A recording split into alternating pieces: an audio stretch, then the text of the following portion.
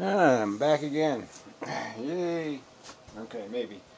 I think this is number 4 on this art thing.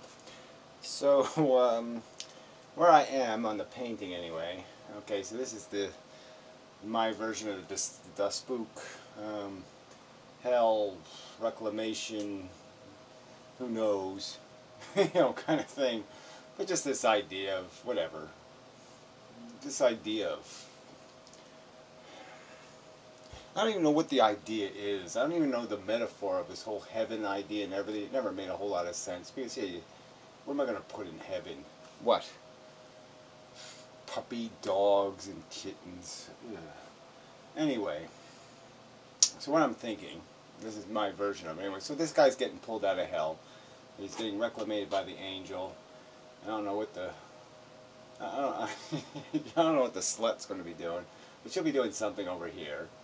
And this will be hell and this will be the earth. So what I was thinking is that I will try to cliff this. Like this is like a cliff here where the earth is.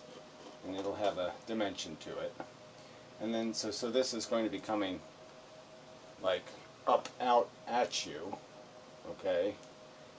The earth will be coming out at you. And then hell is going to be doing the opposite. It's going to be going like it's here, but it's going down there. So hell's going to go that way, down that way. So it's going to have a horizon somewhere in here. So I'll try to get some of the outlines of that in here. But I like that idea of the earth coming out at you, hell going down into the painting, and heaven going up that way. So at least that makes sense. Whether anything else will make sense, who knows when we get there. So I haven't figured out what to put on earth and all that stuff, and I haven't figured out what to put in hell yet either. And I might need another brush, because it might be worth, I don't know if I should care about blacking out some of this stuff, but just in case I do.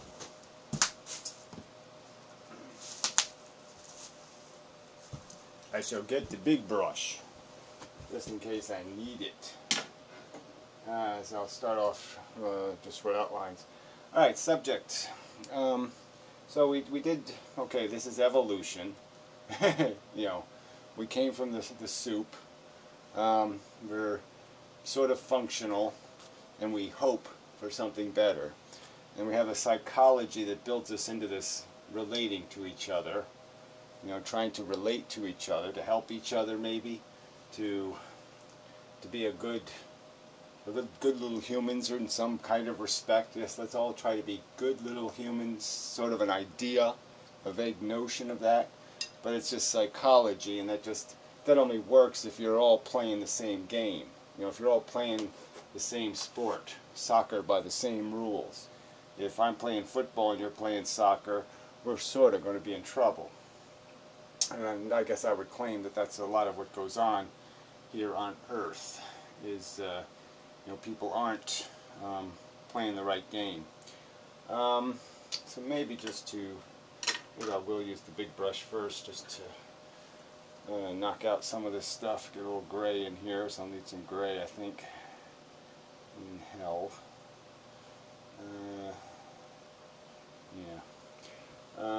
Some sort of, this distant line here, somewhere back here is where hell will disappear into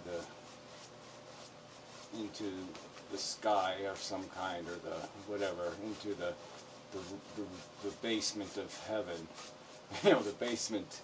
If there's a transition point, that's what that'll be. I haven't figured out exactly how to make that, but this is my effort at it is something like that. Yeah, just put some crap in there.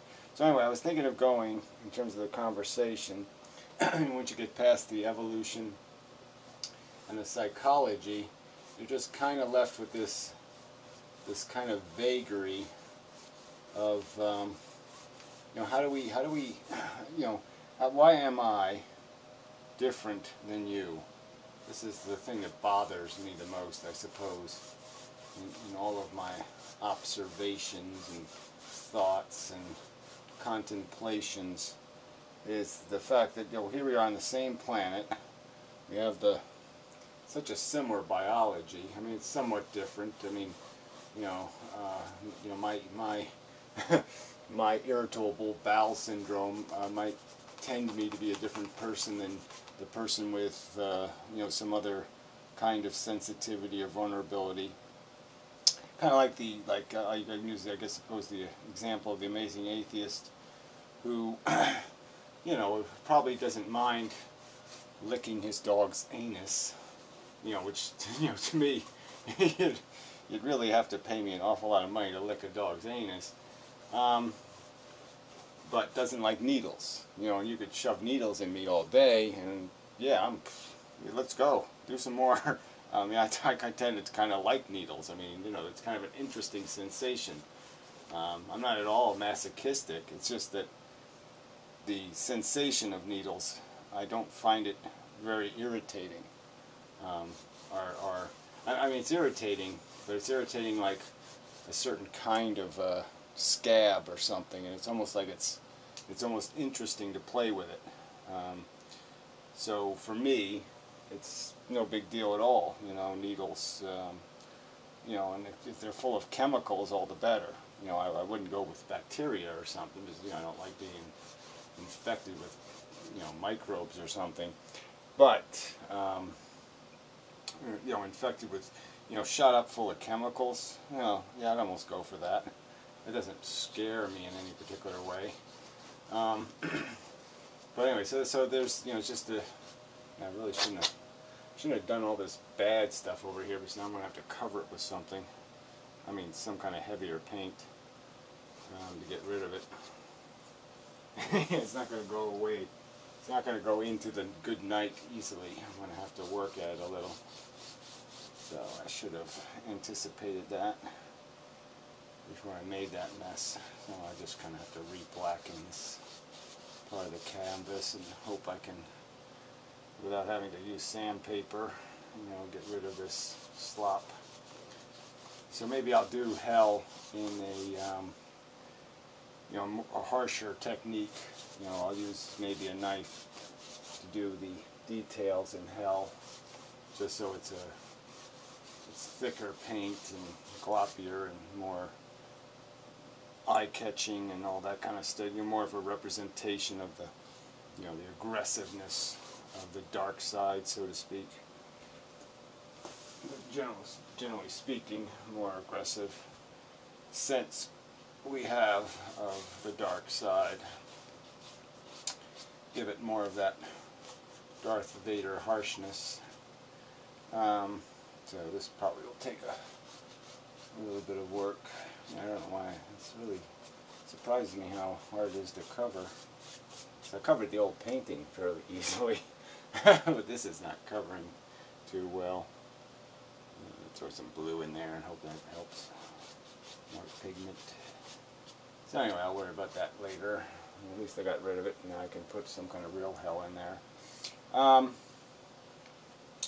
So anyway, so yeah, so it's just this idea that of matching our psychologies and finding out explanations for why we so fundamentally disagree on what it is to be alive. You know, what it is to be a human being, and you know, how we can live here on the same planet, experience a lot of the same things, and yet have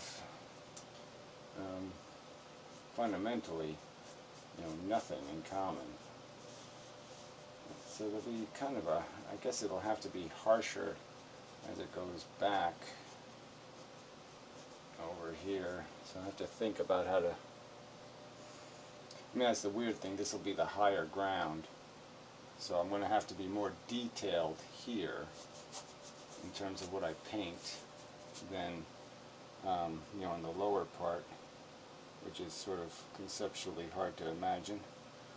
But that's what it's going to be, and like I said, I should green it a little.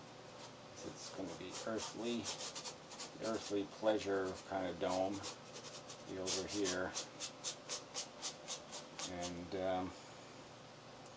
you know, the things that addict us to the the gameplay, I suppose, will be in the theme over here. I really shouldn't have made such a mess out of that. Well, live and learn, as they say, right? I don't know if I've learned that much. Learn how to say yuck. That's what you learn. Learn how to say ew. That was disgusting. Alright, so I'm not dissatisfied with that idea anyway. Conceptually, sort of makes sense to me where I'm going here.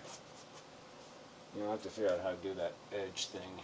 Maybe I'll just put a house on here or do something. Some kind of figures will fill that in somehow. So I just have to think of that. Yeah, I just have to think of it. No problem. More fog in here. Fog of the bog. So that's how I was sort of thinking of doing hell. Is, you know, up here close, maybe it would just be the heads of people coming out of like lava or something, and maybe having that death guy, you know, in his little rowboat here, pushing the heads down, you know, just pushing them down with his stick, you know, pushing the heads down as they pop up. So this guy snaked down and snuck one of the heads out. So that would be the theme here. Yeah. Alright, so anyway, back to where I was. So why do we come out so different? And why do we have so little in common? I thought I had more brushes.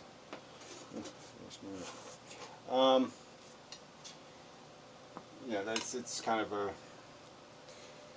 I mean, it's a question that just rolls inside my head a lot in terms of just trying to detail, is it all just about experiences? You know, so that's the part that bothers me. Because I'm busy having these philosophical conversations, but are they all for naught? Because do people actually have to be conditioned by experience? Do they have to actually have an experience? Do they have to be, you know, electrocuted by the eel or whatever we're talking about to appreciate the danger? You know, is there no you know, are we stuck with this idea that you'll never be able to appreciate it until it happens to you? You have to actually burn in the fire, you know, before you'll have any appreciation for what somebody else is going through. And will you, like, say, if you haven't acquired a sense of vulnerability, you know, you haven't been touched in that way where you realized, you know, that you know, going back to a religious kind of metaphor, that time where you say, you know, for the grace of God go I kind of moment. And you know, do you have to actually have that happen? You know, where you have that moment where you know, you get close enough and you recognize the similarity in the other thing that you see experiencing it, where you gain that kind of sense of empathy or understanding that it doesn't work, this can't work, that it's fundamentally flawed, you know, to live in a condition you know, where something is going to pay that price. So I was thinking about ways to think about how everything would be fundamentally different. And if we did fundamentally, if we had a soul, if we had some sort of essence of ourself, a selfness, and it could actually happen where you could be a slave or a slave owner, so that you knew that on the next roll of the dice, like there was going to be, with every life, there was a roll of the dice, and every soul was vulnerable to living any life in the environment of living things, so that you were vulnerable to pulling that bad card, you know, that card where Yeah, it's your turn to be a slave. And you had knowledge of that, you know, ahead of time. You know, that's how the game's played. That you're going to be vulnerable. You know, so you're living as the slave owner with the knowledge that the next round you know, could roll a 6 or a 5 or whatever the number would be, and it would be your turn, you know, to be whipped, to be owned, to have no hope, to have no future, to have everything you do controlled by somebody else, to see the brutality that you'd have to experience, you would be experiencing at the hands of, you know, this owner thing, that you weren't this time. You know, that you're going to inherit the world you were creating, that the future was going to have you in it. You know, how substantially different would people's perspectives be then if they could really see, when they saw somebody with, you know, neurofibromyalgia, whatever the frig it's called, you know, the elephant man disease, and you saw it, and you said, maybe next round that'll be me. Would the perspective be different then? If people had to have if they had that sense, a real taste of the vulnerability, that they were going to be the, you know, the guy strapped down in the mental institution, you know, getting ready to have his, you know, brains fried, or, you know, to have his, to be lobotomized, or, you know, even the more common ailments like cancer and stuff. You know, you see people going through just horrific therapies and things go horribly wrong, and you must certainly have a sense that, boy, I'm glad that's not me. I mean, I guess I'm saying you must, but I guess that's where I fail. You know, because apparently you don't. You don't go, holy shit, I'm glad that's not me. Because then I wouldn't even have to explain this to you. I wouldn't even have to say this if that were true. People work that way. They obviously don't work that way. And you know, that's why I have to have this conversation. I think this would be easier if I gray it, and then, well, let's see, I'll just, I'm trying to remember which way feathers go, and I'm probably remembering them exactly backwards. So that's okay, though. So people looking at it won't know. Right? Right? Let's hope they don't, right? So anyway, it's, yeah, so it's just such an interesting thing to roll around in your head. What makes the difference? What experiences in my life made the difference? Because there's probably just a dozen of them, and, you know, maybe you could always, there's probably some that were so, you know, that just were decisive, and some that were contributory, I suppose. Even that's an interesting concept, you know, having how you would even measure the difference between decisive and contributory, you know, because you'd have to run different scenarios where you had a different combination of experiences, and there was in some combination of those experiences you may have been able to escape too much cynicism or depression. You know, so if it happens a certain way, you don't get depressed, and if it happens the other way, you do get depressed, or something like that. And it just doesn't seem right somehow. Somewhere I'm failing. I like that they're not going to be perfect wings, so that sort of appeals to me. But I don't like the reason why they're not perfect is because I'm not doing it right, and that part bothers me. I mean, I don't like that they're imperfect because I'm doing it wrong. You know, and I'm shoving my armpit in your face. And I just wiped out one of those black lines that I just put in. And my paint's kind of muddy, and you know, I'm really not doing this too well. So anyway, I want to stay on the subject too. That would be nice. Stay on the subject, Gary. Yeah, we try to stay on the subject. Alright, so just measuring experiences alone. I guess it's like experiences with women. could be a way of metaphoring it. You know, that everybody has their first time, you know, the first date, the first, you know, kind of the initial interactions. And I suppose if those interactions go really well, you know, where, you know, you're charming as hell and, you know, the girls love you to death and everything goes really well, and, you know, then you're going to have a certain kind of perspective going into the rest of your life. And if everything goes horribly, you know, it's going to affect you in some, you know, in a bunch of negative ways, where you're going to be resentful or angry, and you know, not a. It's not going to be a. Your memories aren't pleasant. You're somehow seeking revenge or something on all the future, anything that falls into that category. You're going to call them all sluts or money whores or, you know, some other kind of bigotry. Yeah, so I suppose that's the good word for it all. It becomes a kind of bigotry, you know, and how people become, you know, hard bigots.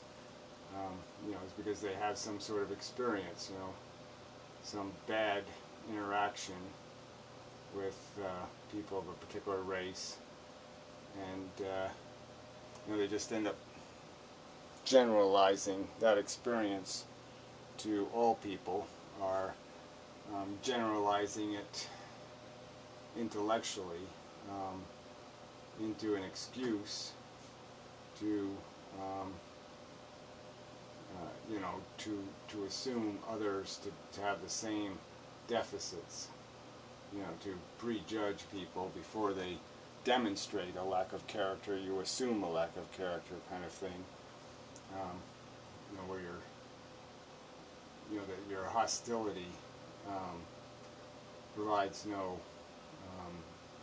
opportunity for any kind of fair experience, because you're just so tied up in your personal, you know, somebody ripped me off once, therefore everybody's trying to cheat me kind of attitude or whatever. And maybe that's all it's about, is, is these experiences. You know, and then some people have all positive experience with something, and you might even say, you know, some people can have a positive experience with illness or something because they felt underappreciated or unloved, and maybe when they were ill, you know, people paid attention to them, and that being paid attention to meant something to them, where to somebody else it wouldn't mean anything, because, you know, people have always paid attention to them, and they don't really have a hunger for being paid attention to. You know, they'd rather not be ill, you know, and you know, it just doesn't. There's no value in the compromising of their you know, their passion. Man, I am getting absolutely nowhere with this. Yeah, I'm just keep making a mess of it. Oh, it's funny. I mean, I'm usually pretty good at feathers, but I haven't done any in so long. I mean, it really is I'm probably going to have to start using some references for stuff. You know, I'm going to have to look at a bird or look at something online or something. I mean, this idea of painting without, you know, painting from my own imagination is probably too bold a thing, considering how long it's been since I've painted or drawn or done much of anything artistically. So it's probably, I'm probably, you know, I'm feeling more in control than my skill level is going to demonstrate. That's how it's looking anyway. As I have a brilliant comeback here. So anyway, but yeah, so I just had the thought of mountain climbing, you know, and how, you know, some people find great purpose and value in this experience of overcoming the mountain, beating the mountain, and I can understand it on some level as a competitive person, but I can understand very little of it on the aesthetic level. So it's almost like I can understand the aesthetics of a beautiful woman, but if the woman somebody is portraying isn't beautiful, you know what I mean? I mean, if there's a portrait like the Mona Lisa, doesn't mean much to me because I don't find the woman particularly feminine or attractive, and so the painting has a lot less meaning to me because I can't see the value, because I'm not aesthetically. It just doesn't have. It's not saying anything to me. There's going to have to be some wings behind here, so I'm just going to put that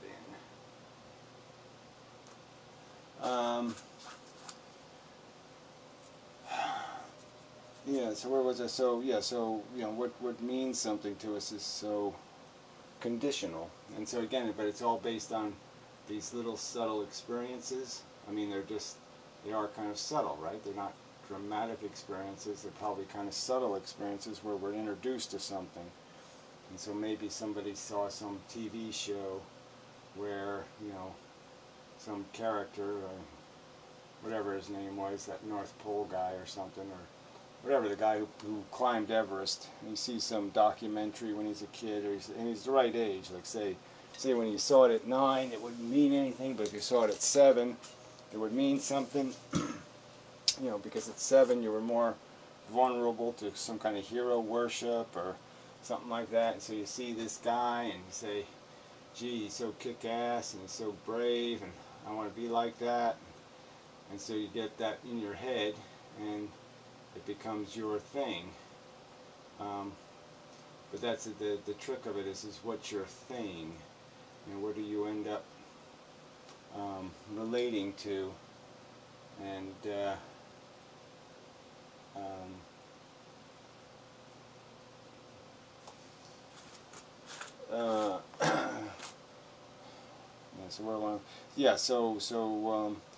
so it's like this what's your favorite sport thing. I guess it could be just as simple as that as an explanation for this difference in people, because it's almost like just you could relate it to something as simple as just sports. Some people like football and some people like soccer, and then some people go for some crazy sport that nobody plays, like, I don't know, curling or something. Well, even like me, I played golf, which was, very out of my social, none of my friends, would play golf, so, that was totally unrelated to anybody I knew or hung out with or had anything to do with. And it just happened to be, because my father watched it on TV, was one reason, I suppose. So I saw it, and it was an interesting sport once you understood what they were trying to do. It seemed like it had an interesting amount of challenges in it, and I really liked miniature golf. So I liked the physics that was in. It was sort of like pool. I enjoyed pool. So these, I did seem to like sports that were, in between, something very physical and something mental. I liked horseshoes, or I liked games of where the skill was, was more delicate, more intricate. It wasn't just a physical, overtly physical, conquering physical thing. You had to do some thinking before you did your physical act. It had some strategy to it. It wasn't just overtly physical. It was strategic. Tennis is a little bit like that. But you don't really have, especially modern tennis, you really don't have much time to do much thinking. It's kind of a physical game now, where the idea is just to get the ball back. You can't really think about spin and placement and all of that stuff, because everybody's hitting the ball so damn hard. Your options are limited in terms of successfully playing the game. It's going to be more about just getting the ball to go over the net in that direction. But that's not the subject of this video. But it is the, what, again, it's just this subtle, this subtle order of experiences, and that dictates so much of our character, so much of our sensibilities is dictated by what are seems like really simple things. They're just not, you would think there would have to be more to this than that. It just doesn't seem good enough that so much of what we are has been decided, by these, brief, circumstantial encounters with, this how it was introduced to you, and that gave you a willingness to play with it, and that willingness to play with it was all the difference, and that made it so it was something you could get addicted to, or you get attached to, or you could find value in. So it was just the idea that even that I was willing to pick up a golf club, maybe, where some other kids wouldn't even be willing to even try it. They wouldn't even find it interesting enough to say, can I do this, to see if they could do it.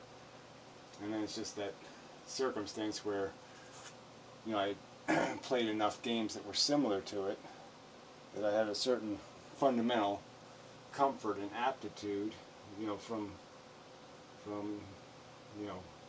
playing pool and miniature golf. I was already comfortable with golf in a way, and that comfort, expressed itself in a competence at it. In an initial, like so many times we stop doing something just because we fail at it. We don't do it well enough, and so we just say, screw it, I'm not going to do that anymore. I might say that might be true with me in art. I did have some aptitude, in my youth. I never studied it at all, though. But I didn't think I would ever, well, maybe I will never, but I just never had any, I just didn't have the feeling like that was my thing. And so I just kind of let it go. And, it probably was something I should have been working on, over the last 30 years. I think, lost an opportunity to develop a relationship to art that might have done me some good. But, it's not a big deal, right?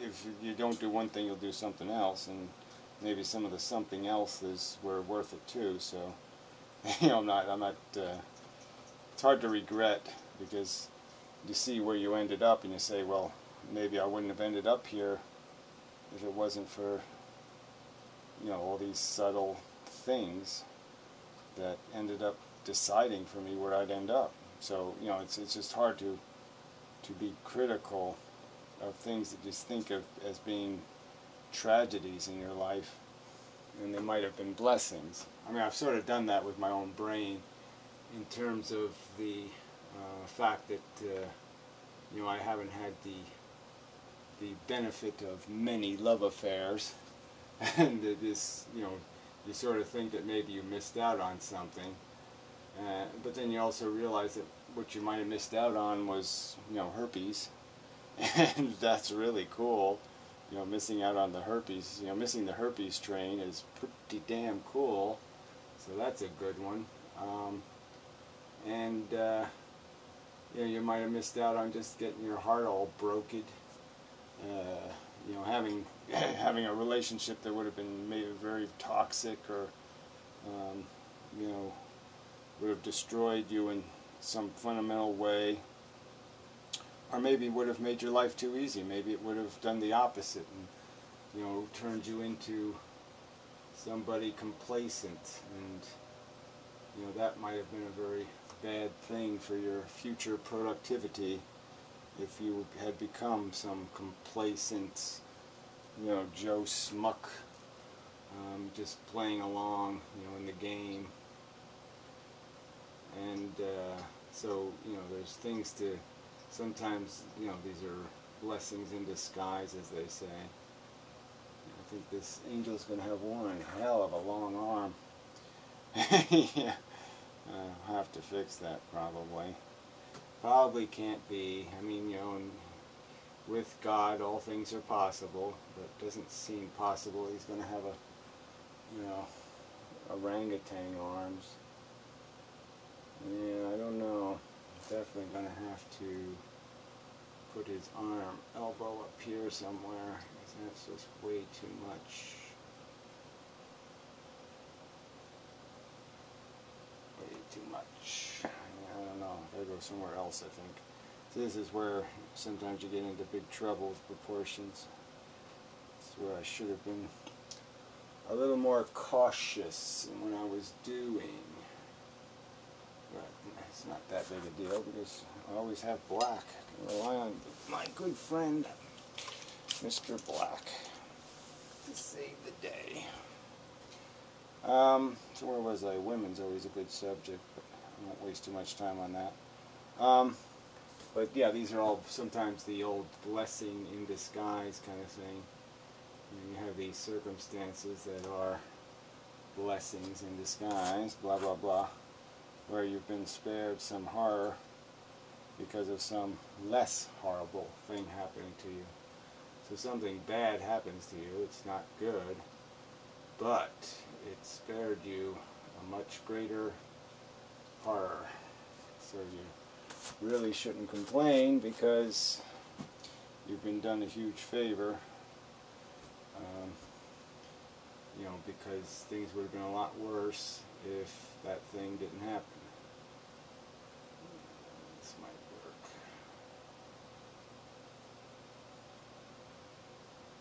It might work. It might not. Alright, so let's see, where was I? Yeah, just these subtle things these subtle differences in our life experience that make all the difference in terms of how we perceive the world. And so, yeah, that's my fear, is that this will be a truth. I mean, I certainly don't believe it in terms of, I think in my head that there is a way of presenting the truth that is so well done that nobody could deny it. No one could reject it or not get it. That you can, present reality in such a way that I don't know exactly how to do the hand yet, but I'll think on that one.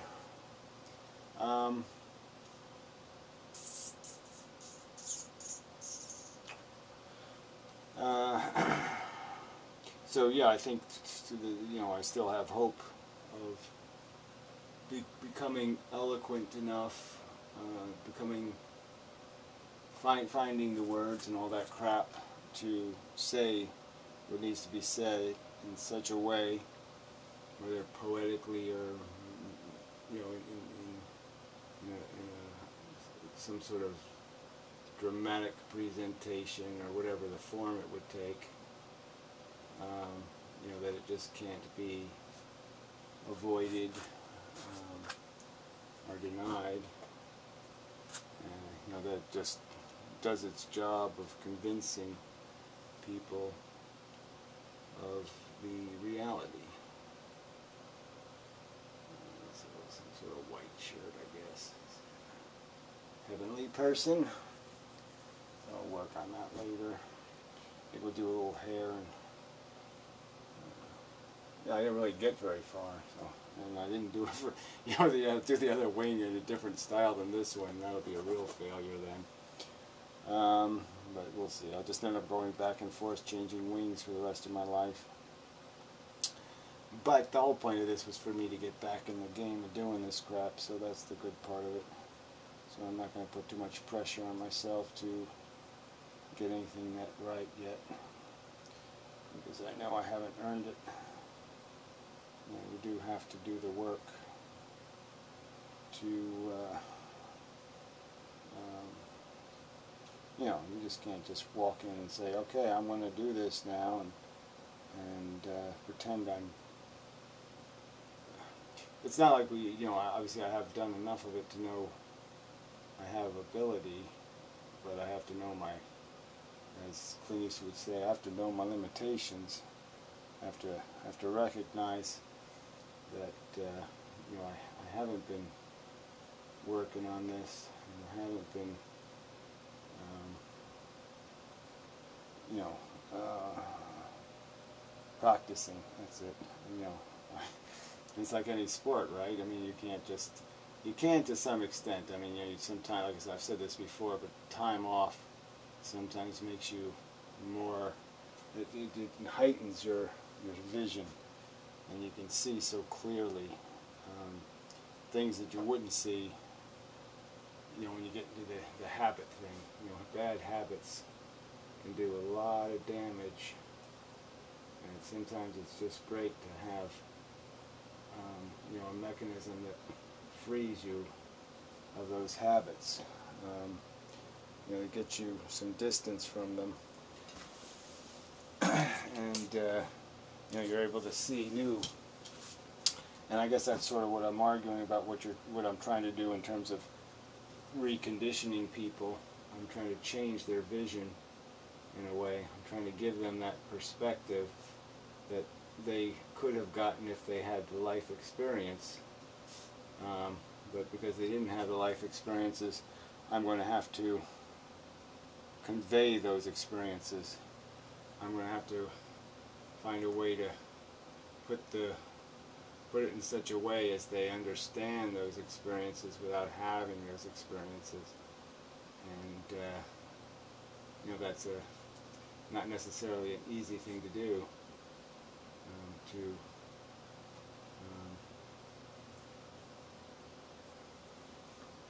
It's, you know, it's going to take some work, you know, for me to be able to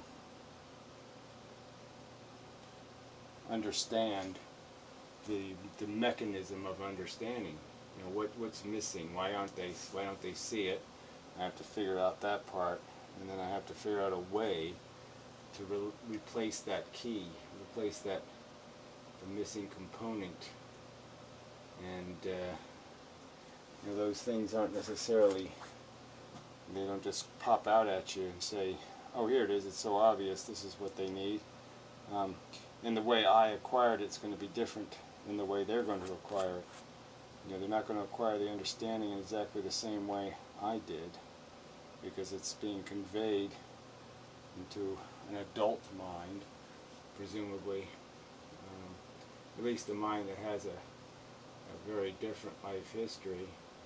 So it's not going to just, you know, I can't just pop it in the same conditioned manner. I have to put it in some other, I have to use some other cheat or mechanism, you know, to make that possible, for that to occur, to be visible. It's almost like you're retraining somebody to see or something, or I don't know how to metaphor it exactly.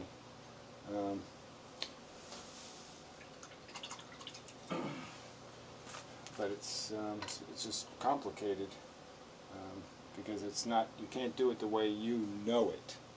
You can't convey how you know it. You know it through a personal, visceral relationship, and you're going to have to convey it to them without the personal bit. You know, that's asking a lot. I don't know if I need this one. So this one might get blacked out. That might go. I can always put it back later. Yeah. Gee, I just got gotten so little done. Amazing, amazing, amazing. I'm getting a little tired, but let's see how long the camera lasts. That's what it says. That'll give me some clue. What it says. What does it say? It doesn't say shit. Oh, there it says up there, 45. Okay, so I might have another 10 minutes. I might. Maybe I do. So I will do some more wings, I suppose, on the other side here. I tend to want to do something with color just because things are a little messy in here. I could probably use some color things to do. But yeah, my white's getting messy, so I might as well use it before I make it messier. So we'll just put some more white speckles over here. This idea of his little shirt thingy.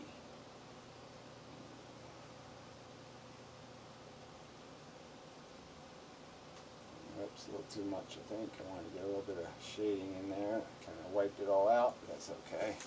And the skirt's going to be a little bit fluffy too.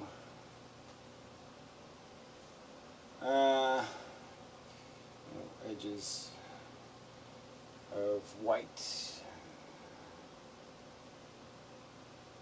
I'm not used to, it's a funny, subtle thing, but I'm really not used to painting on canvases. You know, I usually painted on flat surfaces or, you know, surfaces that were canvas, but not, no gesso, no firmness to them. There were T-shirts and stuff like that, and like the white T-shirts or white sweatshirts.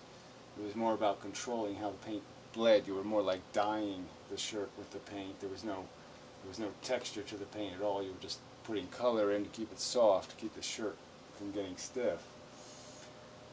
And you know, so this is a very different kind of technique. And when I painted on black T-shirts or sweatshirts, I'd always do a white undercoat. You know, as light as possible, and that would be the real source of any brightness to the color. But it was all very, I mean, the whole point was to keep everything so very light in terms of the weight of the paint. The actual weight of the paint had to be light. Alright, so this where his shirt begins and where these wings begin is going to be kind of a tricky line. So I'll have to fix that. The wings will be grayer, I suppose. I should have put that in. I had plenty of gray over here. Should have used gray. A grayer color. Fix that later. Fix it later, fix it later, fix it later.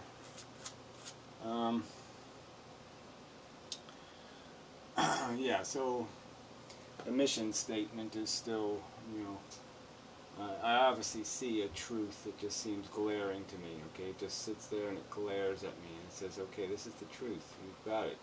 You've nailed it. It's just not deniable. It's not avoidable. It's solid. It's right there in your face. Nobody can reject it with any kind of rational good cause. You know, the truth is visible. We can know the truth. You know, the whole Darwin thing, the whole evolution thing, even our psychology, our desires, our passion, it's all kind of obvious. Our selfishness, we're just not complicated beasties, and there's just no way to, the pretense of the complicated game just doesn't work as a reasonable statement. It's just not. The truth just glares. This fact of our. Is that correct or not? Yeah, I don't know. I'm saying, yeah, maybe I am going to do exactly what I thought I would do. Do the wings backwards, going the other way. So yeah, this is where like a reference would be helpful. You know, some sort of picture.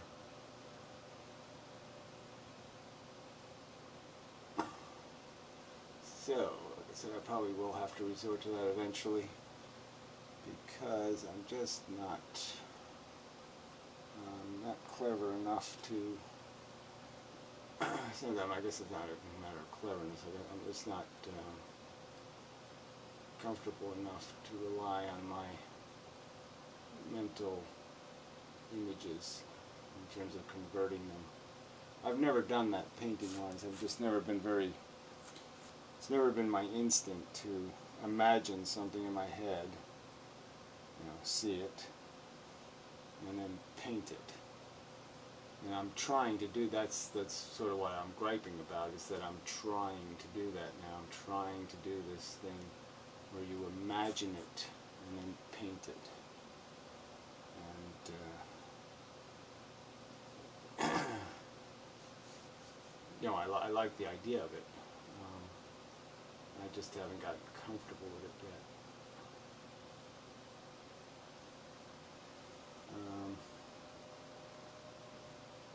Yeah, it's just not my habit.